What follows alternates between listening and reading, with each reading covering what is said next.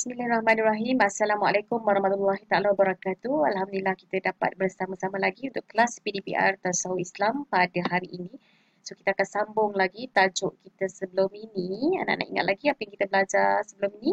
Iaitu akidah menurut Islam, tapi topik yang baru, subtopik yang baru 1.2.2, amalan yang berkaitan dengan pegangan akidah.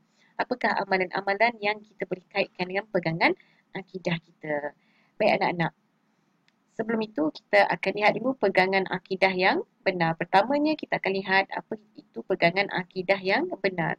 Pegangan akidah yang benar, untuk memastikan kita berada di bawah akidah yang benar, kita perlu teliti 4 perkara. Pertama, akidah kita mestilah berasaskan tauhid. Apa itu tauhid? Maknanya mengesahkan Allah Subhanahu Wa Taala. Kita kena yakin bahawa hanya Tuhan satu sahaja, Allah Subhanahu Wa Taala. Dan kita tidak boleh berlaku syirik ataupun menyamakan Allah dengan sesuatu apapun. Jadi kalau kita berpegang kepada Allah itu hanya satu-satu Tuhan kita, maka itu menunjukkan kita di bawah pegangan akidah yang benar. Kerana itu adalah berasaskan tauhid. Yang kedua, akidah kita mestilah bertepatan dengan Al-Quran dan As-Sunnah. Apa yang terkandung dalam Al-Quran dan As-Sunnah, maka kita pegang perkara tersebut.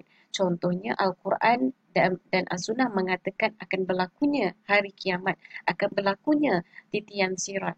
Ya, maka kita berpegang sungguh dengan kebenaran yang ada dalam Al-Quran.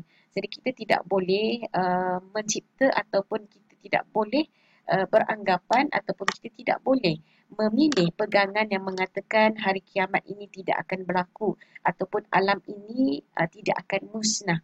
Iaitu alam ini terjadi sendiri. Maka itu tidak bertepatan dengan Al-Quran dan As-Sunnah. Jadi apa sahaja terkandung dalam Al-Quran dan As-Sunnah, kita percayai, kita pegang sebenar-benar pegang ataupun kita yakin betul, maka ianya adalah akidah yang benar. Yang ketiga, akidah kita mesti berlandaskan ilmu, iman dan juga amal. Jadi kita tidak boleh bersikap dari sudut akidah ini kita hanya mengikut, taklid sahaja. Kita pakai ikut sahaja tapi kita tak pernah belajar. Islam tidak menggalakkan macam tu. Kita kena mengkaji, kita kena belajar, terutamanya apa yang ada dalam Al-Quran dan As-Sunnah. Kita tak boleh hanya sekadar pegangan kita ni adalah kerana mak ayah kita kata kita adalah Islam. Akidah kita adalah Allah adalah Tuhan kita. Tanpa kita belajar betul-betul.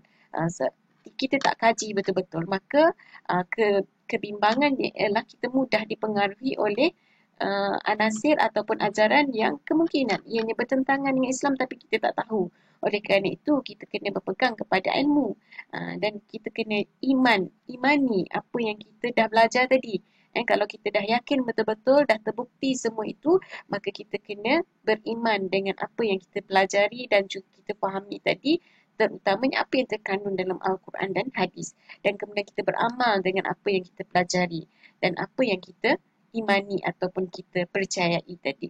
Ia mesti berlandaskan akidah itu mesti berlandaskan kepada 3 perkara itu.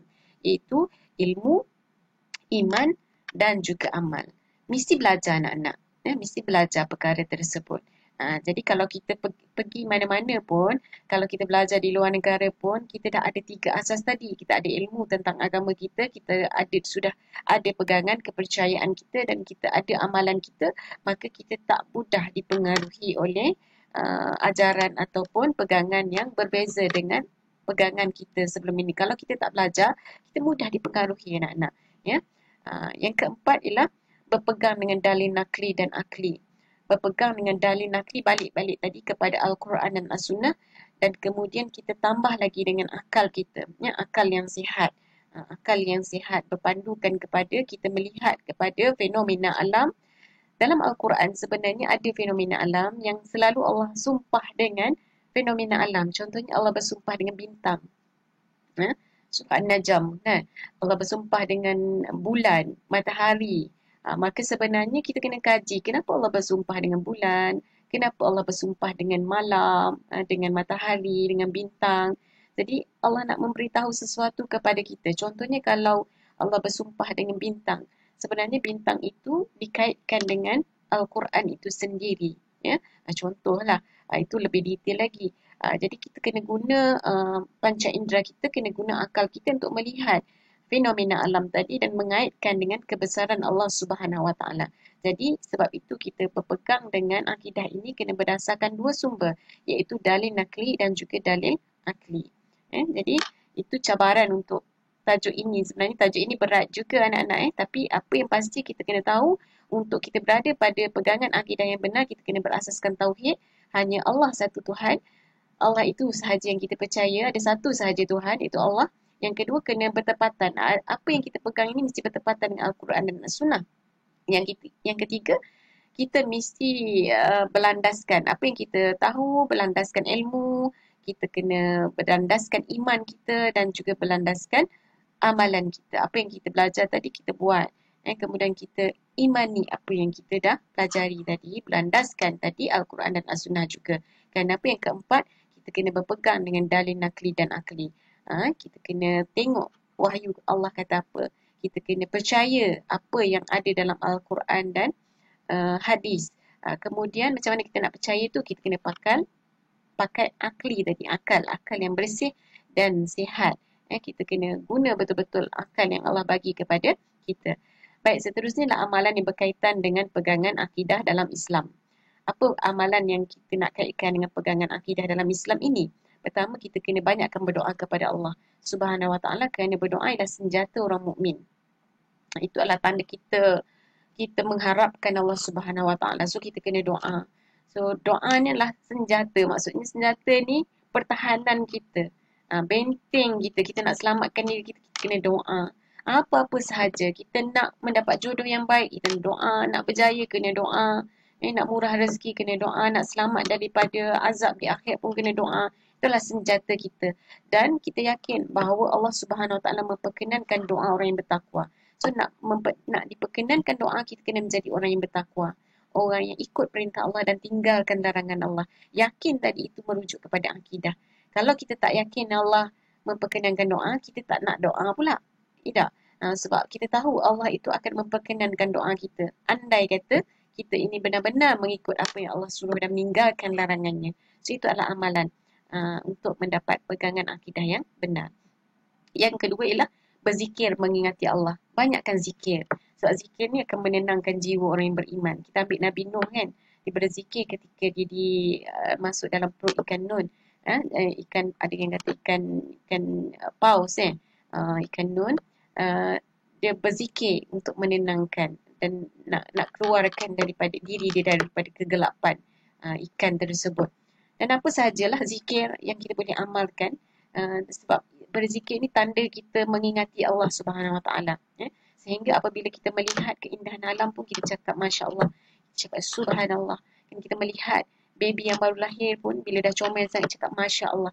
Itu tanda kita mengingati Allah. Kita tak bersabitkan dengan bukannya patutlah comel sebab mak ayah dia comel. Itu kan makhluk. Tapi kita sebut dulu Masya Allah, kan Allah izinkan comelnya, sihatnya. Itu contoh. Apa sahaja yang kita lakukan, kita kena ada unsur zikir. Bila kita melihat kemungkaran, kita cakap Astaghfirullahalazim, kan?